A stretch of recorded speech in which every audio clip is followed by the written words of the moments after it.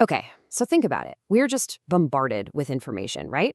With patterns and signals and just noise. But at what point does all that noise stop being noise and start to sound like something with a real purpose behind it? That's the big question we're going to dig into today. What is the architecture of real, genuine intent? So, the whole idea for this explainer really kicks off with this quote. It's such a powerful thought. It suggests there's this tipping point, a moment where all these random signals, if they're structured and repeated enough, they stop feeling so random. They start feeling intentional, kind of like a pattern that's trying to tell you something important. Right. But that's the million-dollar question, isn't it? When we see these amazing patterns emerge from the data, are we actually looking at something that a person meant to communicate? Or are we just seeing a really sophisticated echo in the machine? To even start to answer that, we've got to look at the tools we're working with. We have to begin with the undisputed master of patterns itself, artificial intelligence. I mean, this is AI's absolute superpower. It can just tirelessly, endlessly sift through these massive oceans of data, and it finds correlations and signals that are completely invisible to you and me. It is an unmatched engine for finding what repeats, for seeing the structure hidden in all that chaos. And I mean, just look at the difference here. The sheer scale of that advantage is mind-boggling. The amount of information a modern AI can chew through to find patterns, well, it just dwarfs our own abilities. It's not even a competition. But, and this is the crucial twist, just because it can find the patterns, that doesn't mean it understands them. Not at all. So for all that incredible power, AI has some really big, fundamental limits. Its ability to see patterns is really just the first step. The real work, the most difficult and valuable part of this whole process, that's something else entirely. And this is the core takeaway. Finding the patterns, that's not the hard part anymore. The machine is great at finding the what. But the truly difficult and valuable work is figuring out the so what. The real challenge begins right where the algorithm's job ends. So this is where we, the humans, come into the picture. Think of it like this. AI finds and dumps all the potential puzzle pieces on the table, but it's our job to do the hard work.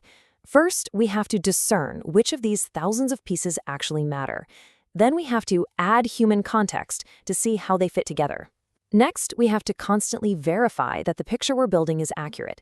And then, crucially, we have to preserve attribution, know where each piece came from, and coordinate with everyone else to make sure the final image is real and not being manipulated by spammers or fake accounts, what some people call sibbles.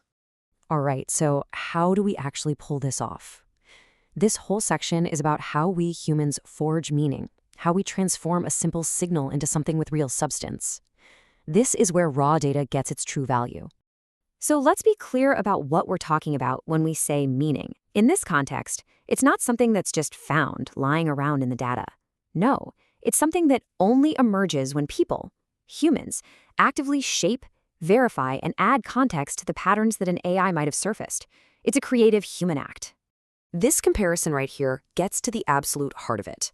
On one hand, you've got the AI. It's amazing at detection. It sees a correlation between two things in a single snapshot of time, and all the credit for finding it goes to the model itself. But human-shaped meaning? That's totally different. That's about assigning causation, the why behind the pattern. It creates a living, updatable record. And maybe most importantly, it attributes that meaning back to a human source. That attribution, that's the foundation of all trust. So, let's put it all together. The human contribution isn't just one thing. It's this continuous process of shaping raw signals, adding context to data, and verifying that it's all correct over time. It's about building a trusted system where the source is clear and the community can work together to validate what's real and protect the whole thing from being manipulated. Okay, so why does all of this work matter? What's the end game? Well, that brings us to our final big idea, building an architecture of trust. And we're about to see why this framework is so critical, especially when we're trying to build reliable systems in these transparent, decentralized environments, what we call on-chain. Look, at the end of the day, this is not just some abstract, philosophical debate about meaning. This is about the very practical work of building systems where people can actually trust the information they see. It's about aligning incentives so that people are rewarded for contributing good, honest information. It's about building a digital world we can actually rely on. And this path right here shows you exactly how that trust gets built, step by step. It all starts with a simple signal, maybe found by a machine. But then, we humans step in. We add context, we make sure its origin is preserved. Then the wider community steps in to validate it. And it's only after this entire human-led process is complete that a raw signal finally evolves into something we can all call trusted meaning. This last quote just nails it. The raw signal? That's just the spark. The real fire, the real architecture of intent, is in the human process. It's about who gets to assign the meaning and how that meaning is then validated and shared to create even more value for everyone.